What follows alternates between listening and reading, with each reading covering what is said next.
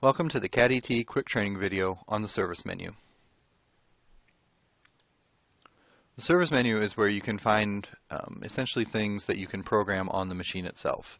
So you have your configurations, you can copy configurations if you need to, any kind of service procedure or calibration would be found under this menu. So we'll go ahead and start with the configuration screen. This is any kind of parameter that as a technician you can program on a Caterpillar machine. So you can see you can go through any ECM as well. You can expand out the various headings, or you can just expand everything for that ECM. In order to change a parameter, simply highlight and click change, or you can double click the parameter as well. You can see you can pick from a drop-down list of options, and once you confirm it, you'll see that it changes on the screen here. You'll also notice that our TT column, or tattletale, has increased by 1. Every time you change a parameter, you will see that that value increases. And this is just to provide a quick way to see if someone's been in there and constantly changing a certain parameter, which could be a tip, of what's causing an issue. We have certain parameters that have a little person next to them. These are protected by what are called customer passwords, which you have the option to set up within CAT-ET. If a dealer or a fleet manager has certain items that they don't want their technicians changing, or they don't want them to, have the ability to change, they're protected by customer passwords, and unless you know that password, you won't be able to change it. And then lastly, we have items that are protected by the keys. You'll see those there. These are protected by what are called Caterpillar factory passwords. So if you try and change one of these parameters, you can enter in your new value, say yes, I want to program it. While we're in Trainer, they would give you a set of temporary passwords here just so you can see how it works. But what launches then is the actual factory password screen. So if you are in Trainer, you could just enter in those passwords here and click OK, and it would change that parameter for you.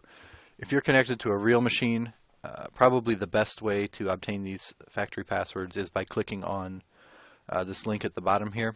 As long as you have a valid internet connection, if you click this link and you have the access to generate passwords, CAT-ET will go out to the factory password site. It'll pull those passwords and it'll populate them in this box right here, and all you have to do is click OK. This way you don't run the risk of mistyping something and having to generate new passwords or retype them in.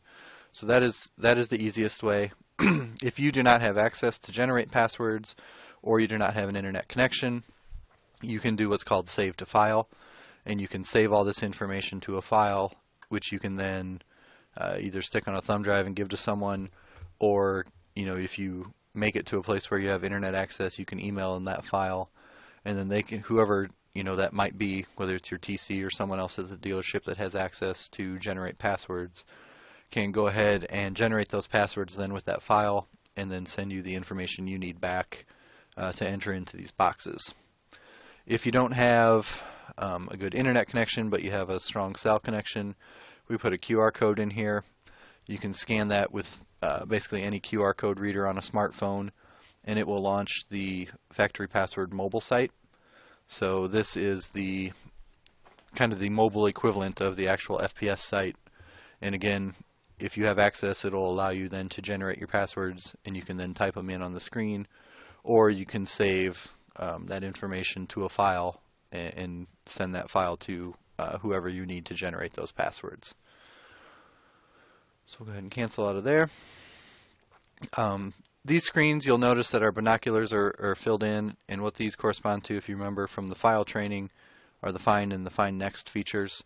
So if you go into Find, you can have the option to do a whole word or just find a partial string. So if you're not sure how to spell cereal, you can just put in a string, and it's going to find that one, and then just keep cycling through. Or you can do the whole find a whole word, and you'll see it'll cycle through as well. Next, under service, we have what's called copy configuration. We have both the ECM replacement tool and the product ECM replacement tool. I'm going to start with the product ECM replacement, and then we'll kind of work backwards and go up to the ECM replacement. The product ECM replacement tool will allow you to generate ECM replacement files for every ECM on the machine that supports that feature at one time. So in previous versions of ET, if you wanted an ECM replacement file for each ECM, you'd go into the ECM replacement feature, you'd have to connect to an ECM, create that file, connect to the next ECM, create the file. And what this feature allows you to do then is create all of those files at one time and save them into a zip file. So you'll see on the screen, CADDT will tell you which ECMs on the machine support an ECM replacement file. And you can then click Create File.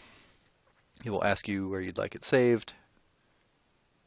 And then you can see it's going to cycle through the various ECMs and create those ECM replacement files.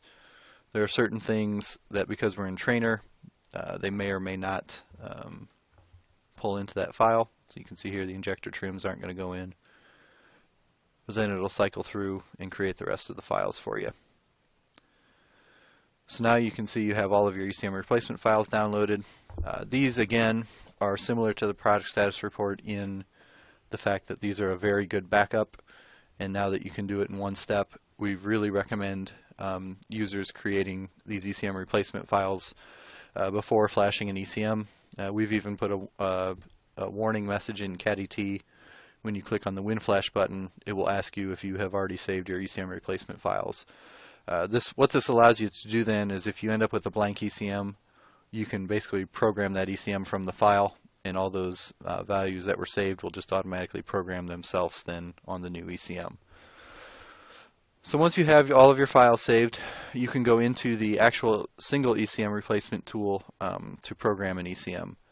And you can access that either by clicking this button here or coming back up to Service and going into ECM replacement. And you'll see here, if you have an ECM that you're trying to program, now you can choose your zip file that we just created. Oops. So click on that one, click Open, and it's going to ask you which file you want. We know we're connected to the engine ECM, so we'll select the engine file. And you see it pulls that data in, and you can choose to, if you don't want certain parameters to program automatically, you can uncheck those. Then you click Program the ECM, and it will set all those values then on the ECM itself. Otherwise, if you want to still do an ECM replacement file individually, basically you would load your data from the ECM. So we'll say no here because we don't want to save our previous data. And we'll just do we'll stick with the engine ECM here. And it's going to load what's currently saved on the ECM.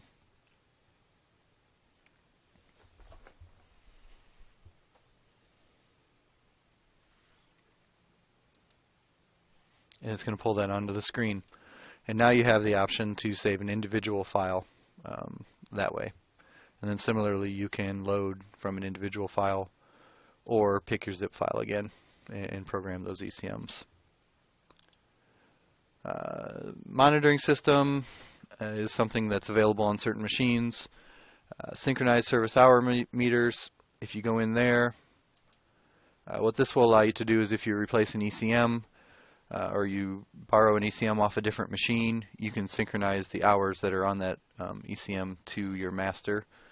And again, I believe this requires factory passwords if you're going to change your master ECM, but this is where you would do that feature. Next we have calibrations, and this is similar to the diagnostic tests, where it will list any available calibrations that are on the machine itself. If you'd like to run one, simply highlight it, click Start, and it'll step you through the tests there.